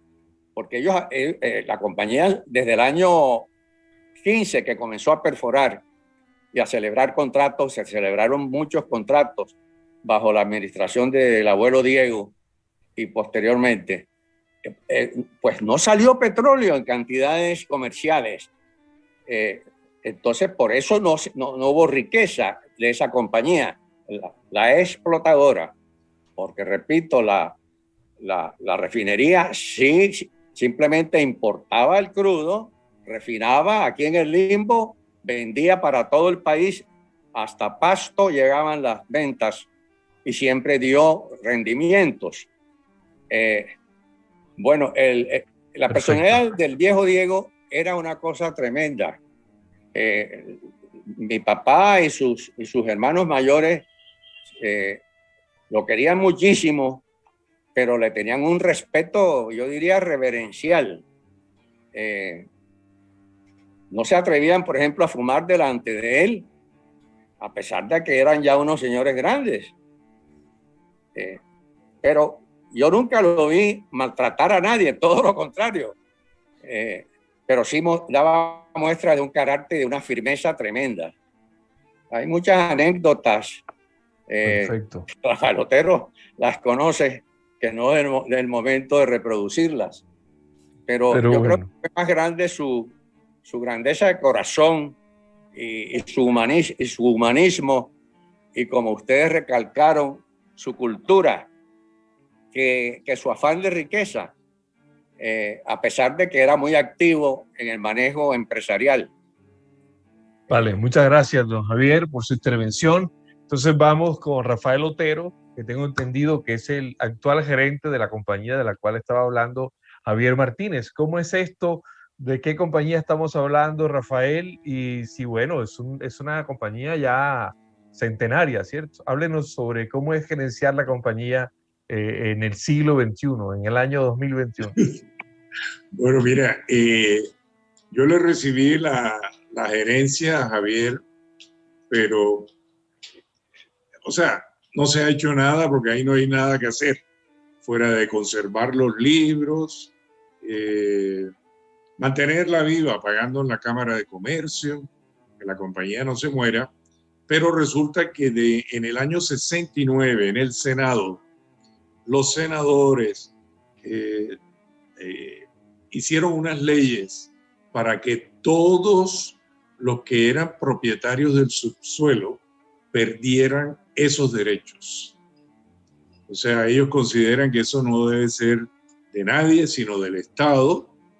Y entonces la ley dice que se conservan únicamente los derechos de pozos que hayan sido ya explorados y o explotados. Entonces, tenemos una leve esperanza debido a ese pozo Arboletes, porque sí hubo exploración y salió gas, ¿no? Entonces, sin embargo, yo he conversado con personas bien enteradas del mundo del petróleo, como Rodolfo Segovia, que me dice, mira, Rafa, no sigas metiéndole un peso a esa compañía porque eso nunca les va a producir nada. Esa empresa fue fundada con un capital de $6 millones en 1913. Y en el curso de 50 años se agotaron los 6 millones de dólares.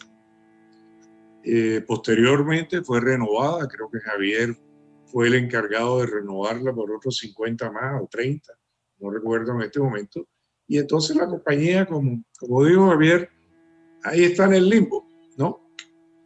Entonces, existe, pero no genera ningún gasto, no genera nada. Yo tengo el archivo, tengo los papeles y ahí estamos. Pero da tristeza que se hubieran gastado 6 millones de dólares que de pronto, como dijo Gonzalo, si ese dinero se hubiera invertido en otras cosas, bueno, aquí falló con el petróleo.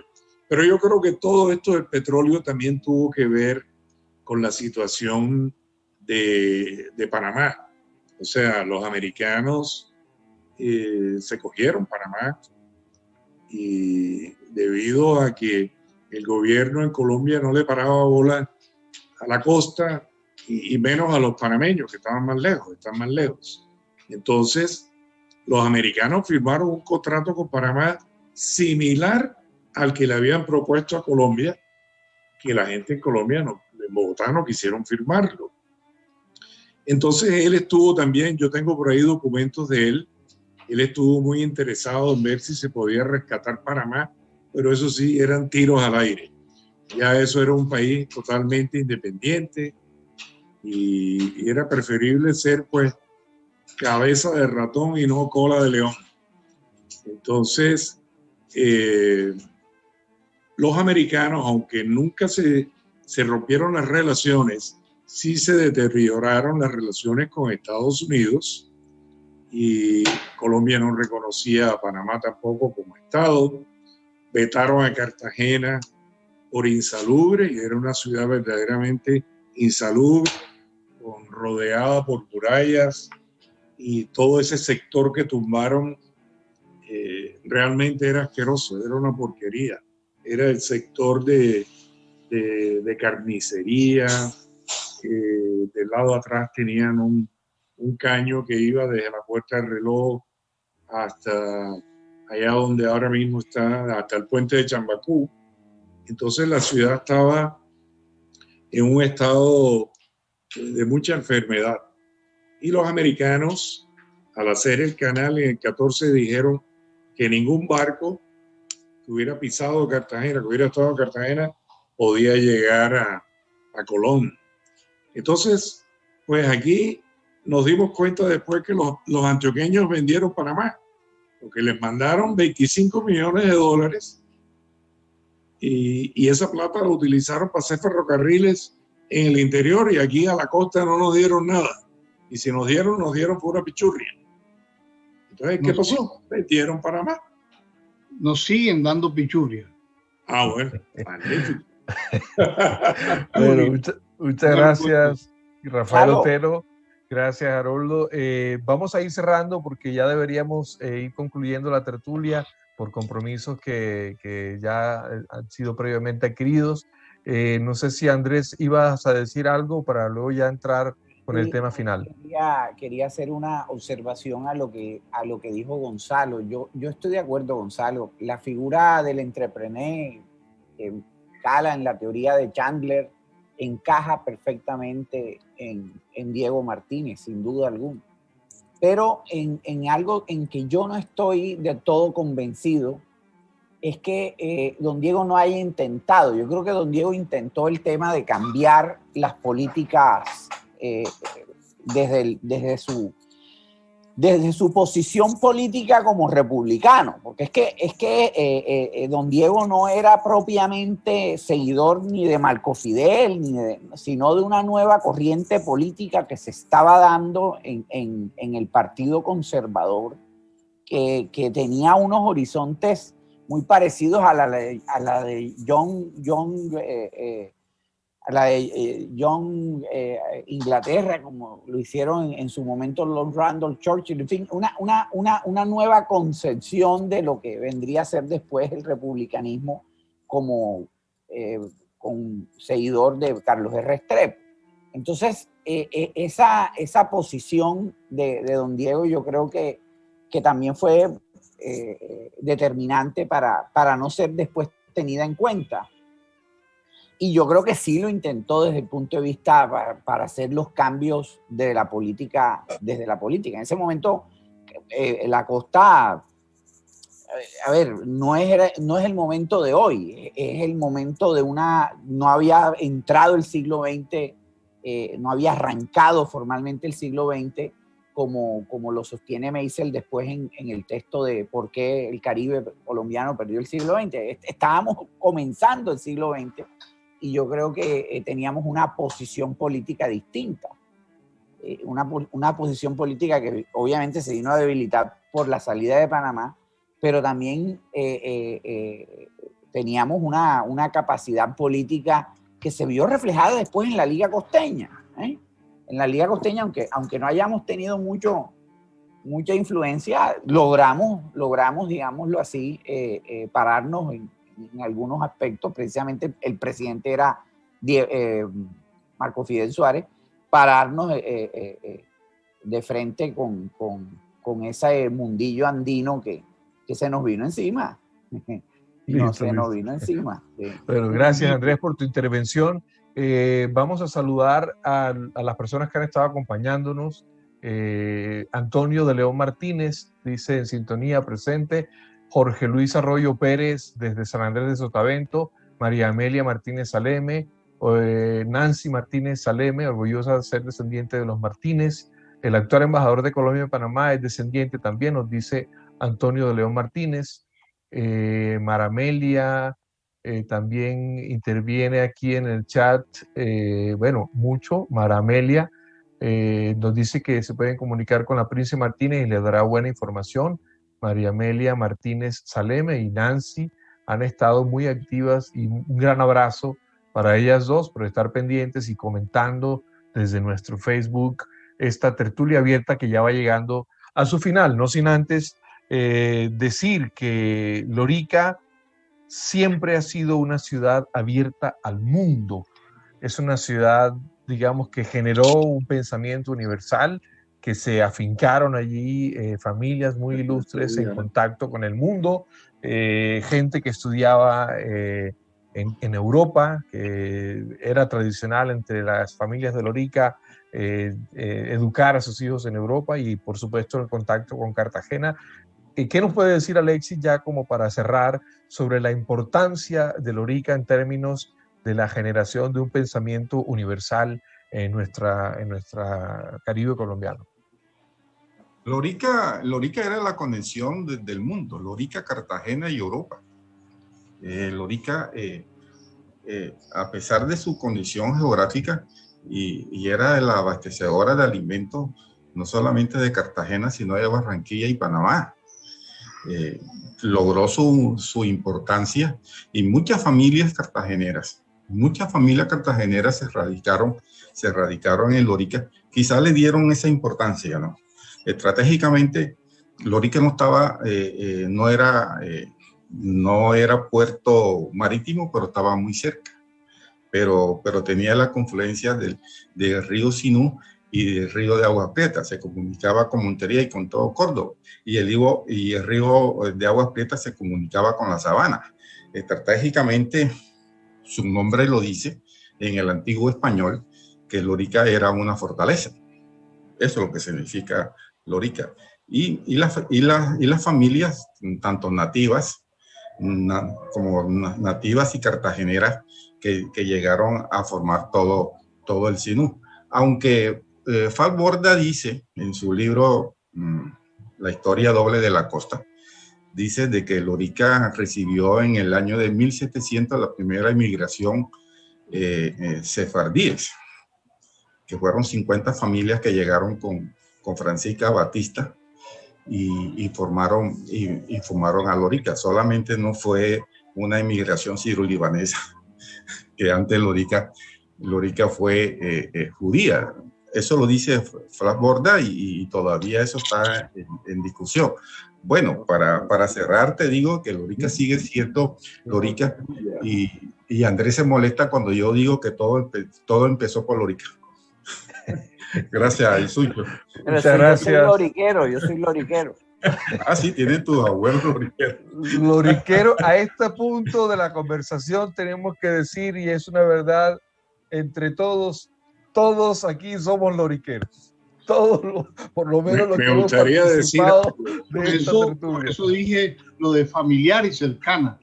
Y tiene una cosa de urbe, ¿no? Muy bucólico y todo, pero hay como una estructura de urbe. Hay un circuito de movilidad peatonal de ciudad, de puerto. Entonces tiene esa afinidad con Cartagena en micro, ¿no? Siendo Cartagena un poco más grande. Pero decirles, si ya no hay más tiempo, ya que cogí la palabra, que no terminemos una tertulia como si fuera una desilusión, porque al final, como dice don Javier, hubo utilidades, funcionó hasta cuando funcionó, pero ahora nos toca es revivir la memoria de este líder, porque uno tiene que hacerlo a las nuevas generaciones. Andrés Ramos, que es más joven que nosotros, que estamos de salida en Suncho, toca organizar un proyecto para no solo que se siga estas tertulias hablando en los colegios con los jóvenes, sino dejando la documentación visual que tiene cada personaje, videográfica, de archivos fílmicos que pertenecen a la existencia de esta familia y de estos núcleos socioeconómicos. Para invitarlos, Gonzalo y Suncho, a que se organice un proyecto. Veo muy a Andrés Ramos interesado y está don Joaquín de León, que quisiera dar unas palabras. Y Joaquín, él dijo que estaba metido. Bueno, ya estamos al cierre. ¿Qué quiere decir Joaquín de León sobre la figura de Diego Martínez? Bueno, parece que el pariente de León no nos escucha. En todo caso, Rafael Otero, ¿quieres despedir también? Sí, mira, Papá Diego era una persona muy religiosa. Él se casó 3 veces, pero católicamente, ¿no? Enviudó de las 2 primeras. Yo conocí a la tercera, una gran señora, María Jana Bertono, que había nacido en Cartagena, pero se crió desde los 4 años en la ciudad de Nueva York, y allá se casó con ella y se la trajo, y posteriormente se trajo a una tía y a otra hermana de la Hanover. Uno de sus barcos era el María Hanover, porque tenían negocios también de barcos que llegaban allá a Lorica. Lástima que en el Sinú se perdió la navegación del río Sinú, porque aquí había lanchas y todo que llegaban hasta Lorica. Hoy en día está lleno de guayas. Yo creo que cualquier lancha que se meta le corta la cabeza, quedan degollados ahí en el río. Y quiero agregar también que con la venida de los Martínez a Cartagena, pues llegó también una revolución gastronómica. La cocina de las Martínez es súper reconocida en Cartagena. Mi abuela, sus primas, tienen famas de excelentes cocineras todas. Y era porque tenían de donde estaba la comida. Aquí no había comida. Eso lo confirma. Así que muchas gracias a ustedes por la invitación a este programa. Gracias, Rafa. Gracias, Alexis. Gracias, Andrés. Gracias a don Ramiro. Gracias a Betty. Gracias a don Joaquín. Gracias a don Javier. Gracias también a Cristina, que nos ha acompañado allí desde Bogotá. Gonzalo, cierra entonces tú, por favor. Ahora que mencionaba Rafael la cocina, uno recuerda a Pepina, que era esa gran cocinera. Pepina Cucina. En Cartagena tuvo ese restaurante que todavía pervive, Sí. que bueno, es de Sinuana, ¿verdad? Llevó la comida de Sinú. Tía mía, hombre, tía mía. Bueno, tía de Rafa, perdón, tía de Andrés. Pepina Andrés. Cocina, muchas gracias, y qué bueno que María José sea tu tía, a quien queremos mucho y que nos hace muchísima falta también. Gonzalo, tienes la palabra entonces para cerrar esta tertulia abierta y dándole las gracias a todos los participantes. Agradecerle a todos los Martínez, ¿no? Hay un 10% de los 200 Martínez, ¿no? Y Lorica, pues cerrar con Lorica y el río Sinú, que es un río que tiene identidad. O sea, es un río con alma. O sea, uno lo nota cuando llega allá, ¿no? Y Lorica es como Mompox, o sea, es un enclave de una ciudad en medio de unas sabanas, ¿no? Que va a tener un futuro, o sea, con toda seguridad, turístico y en muchos sentidos. Es cuestión de tiempo que Lorica vuelva a ser la gran ciudad, ¿no? Ahora con el nuevo sistema de las comunicaciones, que ya no es tan necesario esa reunión de millones de personas en una ciudad, la pequeña ciudad de provincia va a coger una fuerza grandísima y Lorica va a ser una de ellas. Además, lo que decía Haroldo, uno lo siente cuando va allá, o sea, la sensibilidad de ciudad, no es el pueblecito, ¿no? Es una ciudad. Así sea, así sea. Lo mejor para Lorica en los tiempos venideros, a esa gran ciudad, la Santa Cruz de Lorica, fundada a finales del siglo XVIII por don Antonio de la Torre y Miranda. Ese 3 de mayo de 1774, día glorioso para el Valle del Sinú. Así que muchas gracias a todos ustedes por recordarnos que todos somos loriqueros, por entretejer esa red tan maravillosa de primos, de parientes que se extiende por el mundo, y Diego Martínez Camargo es prueba de ello y ha sido la excusa perfecta para decir que todos estamos hermanados con esta hermosa ciudad, que todos tenemos allí nuestro origen en el Caribe colombiano, y agradecerles, por supuesto, a Gonzalo y Haroldo por esta magnífica serie documental Trópicos Pioneros, y que mañana la pueden ver a las 12:30 por Telecaribe, el documental sobre Diego Martínez Camargo. Muchísimas gracias a Carlos también, Mendoza, y a Jader por la transmisión, y muchísimas gracias para ustedes por acompañarnos en la jornada de hoy. Yo me retiro, me voy del Sinú para el San Jorge, porque ya dentro de pocos minutos vamos a inaugurar el Festival de Poesía